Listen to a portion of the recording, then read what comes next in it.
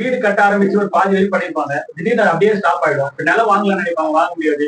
ரொம்ப நாள் வச்சிருக்கிற நிலத்துக்கு விற்க முடியாம தவிப்பாங்க. அதுக்கெல்லாம் இப்ப நீங்க கேக்குறது என்னன்னா, வீடு விக்கணும், இளம் விக்கணும் கேட்பாங்க, கேக்குறீங்களா ஐயா? சரிங்க ஐயா.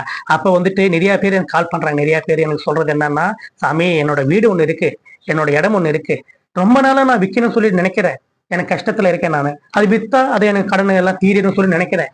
வராங்க சுவாமி, பாக்குறாங்க சுவாமி, சரின்னு சொல்றாங்க, நாளைக்கு அட்வான்ஸ் வந்து கொடுக்குறேன்னு சொல்றாங்க, திருப்பி போறாங்க. சரிங்களா? திருப்பி போறாங்க, வராங்க, போன் பண்ணிட்டு எங்களுக்கு அந்த இடம் வேண்டாம், அந்த வீடு வேண்டாம்னு சொல்லிட்டு போறாங்க சுவாமி சொல்றாங்க. சரிங்களா?